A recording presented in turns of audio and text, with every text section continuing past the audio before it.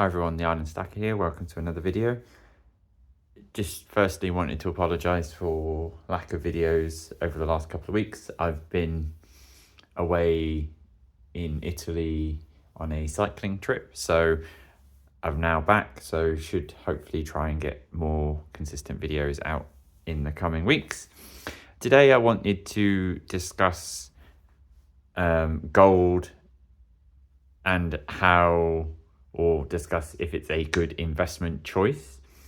This is based off the back of a video that I watched by Damien Talks Money. So I'm just going to go over some of the points that he raised in that video and then give you my opinion at the end. So he gave a brief overview of gold as an asset. So it was first discovered in the USA, in Carolina, in 1799, so a fair few years ago, in a pond by a boy called Conrad Reed, which was then used as a doorstop for 3 years until his dad realised what the actual lump that his son had found was.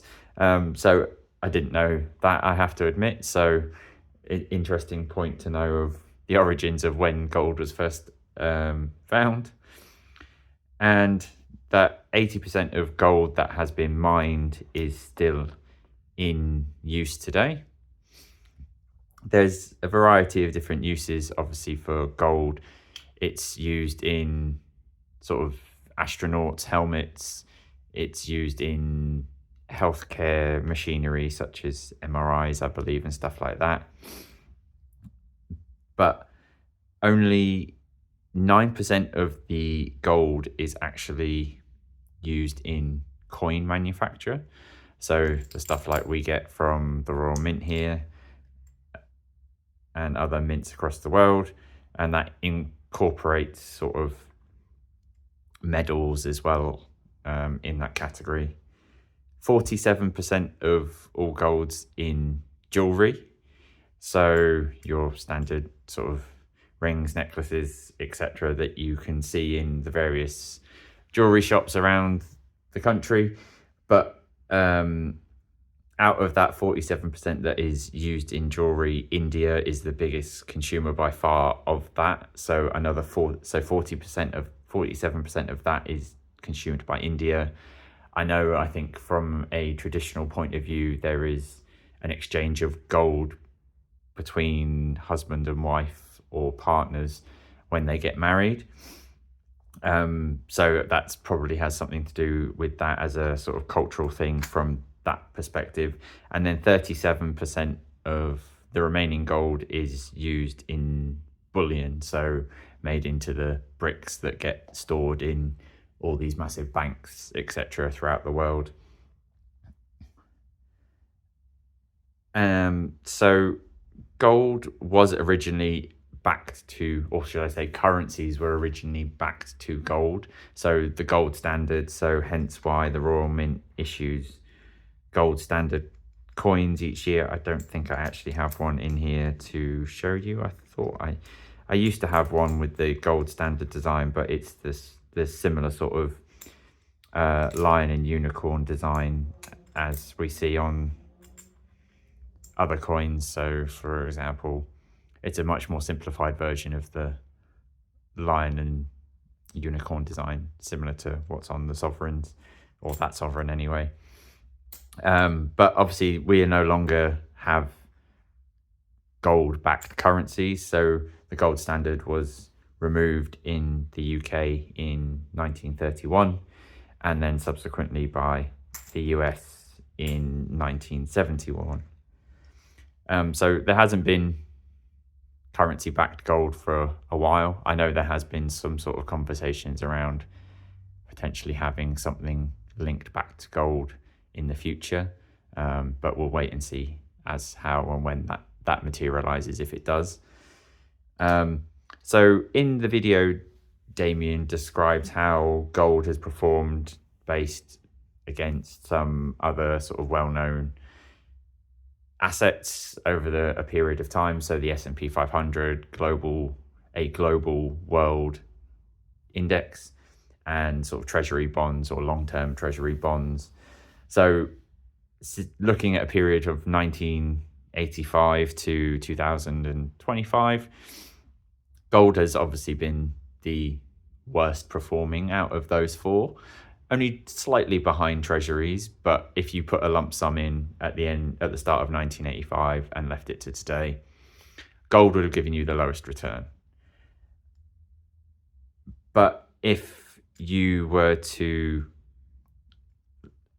dollar cost average in every month, then that sort of changes. If you were to do your standard as you would with, say, an index fund, put your £100 or whatever it is a month into a gold ETF or however that may be, then gold starts to look like a more promising option where it beats out long-term treasury bonds and a global index tracker for that period of time.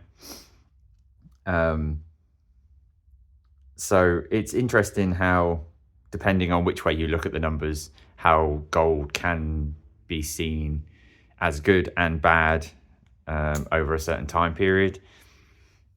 But gold definitely has had a bumpy ride over the last few decades. It is a lot more volatile potentially than equities if you look at the longer term picture. So with that growth that gold has seen over that time period, 50% of that has been in the last 3 years, so since 2022. So gold has had a meteoric rise in the last few years to show a strong performance. Obviously, that potentially due to the geopolitical stances, etc., that everything that's been going on over the past few years.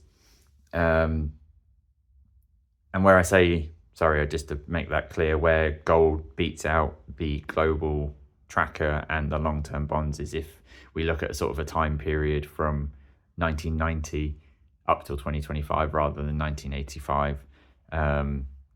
So yeah, Damien used a couple of different reports in the video, but each report says something slightly different. So depending on what they're trying to ascertain from the data, I guess you can spin it in various different ways to show what you kind of want to see if gold is good or not in that sort of time period.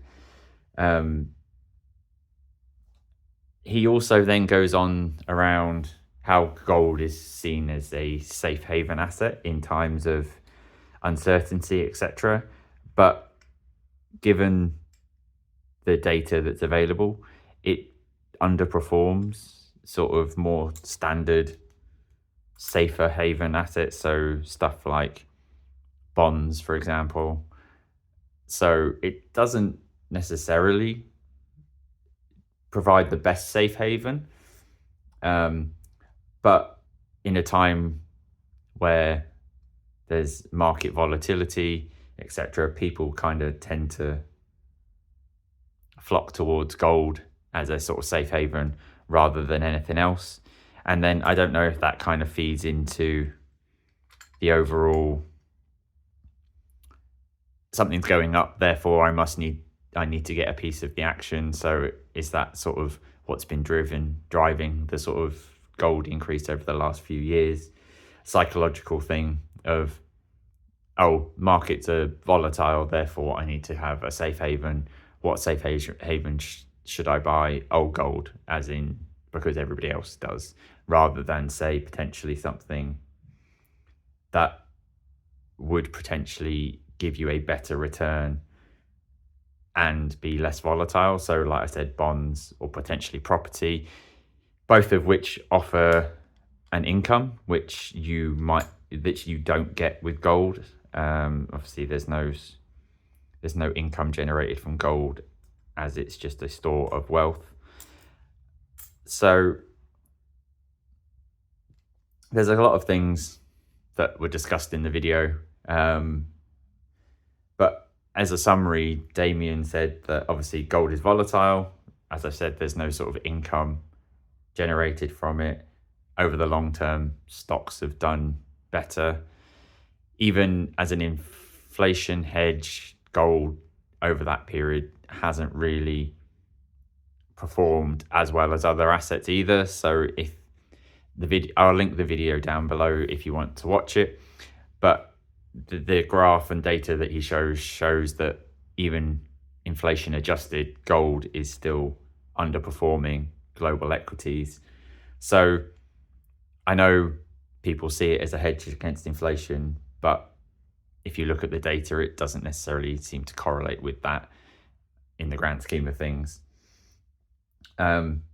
So for him, he said that he doesn't hold any gold at the moment. And while he's in the growth phase of his savings, pre-retirement, whatever the case may be, he won't seem to change that. But as a store, or making the switch to the store of wealth, or sort of say more sort of a drawdown perspective, maybe in later life, then he potentially could look to add gold to his portfolio, as it does add a different sort of asset type that you don't normally get as part of the sort of generalized sort of stocks, etc. So I found it interesting to see his point of view. Obviously, his stuff is mainly financial based around ISAs, pensions, that kind of stuff, rather than, say, a collection point of view. So I do agree with him in the advise that obviously gold isn't necessarily the best against stocks over the long term.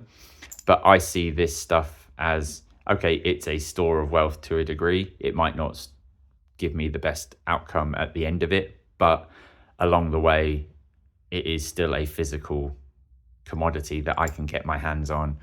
Should I need it, if the world goes tits up, then there is this that I always have in easy access that I can reach, that I don't have to rely on a computer, a digital screen with a load of numbers on it. This is physically tangible, and I can get my hands on it should I need it for any uncertainty.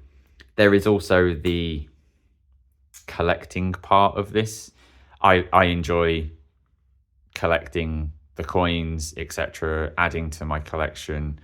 It's not necessarily a thing for me as a store of wealth.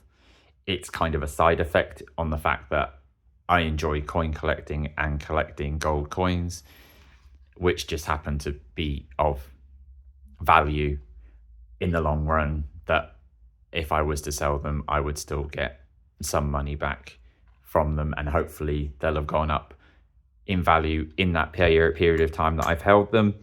There's obviously lots of different variations with numismatic, semi-numismatic coins and old historic coins that obviously adds a completely different dimension to collecting gold coins. But for me, yes, it's not potentially the best store of wealth, but in the grand scheme of things, I enjoy collecting it. It's something that I will continue to enjoy collecting and add to over a period of time, while still adding to other asset types, as in stocks, shares, that kind of stuff. So just kind of my thoughts and summary on the video that I watched. As I say, I'll link it below if you want to watch it. Let me know your thoughts on how you see gold in your portfolio. Do you see it as a store of wealth? Do you see it as an inflation hedge? Or do you just enjoy collecting coins, which is more kind of the camp that I'm in? Let me know in the comments down below. Thanks very much for watching again, and catch you on the next one. Cheers.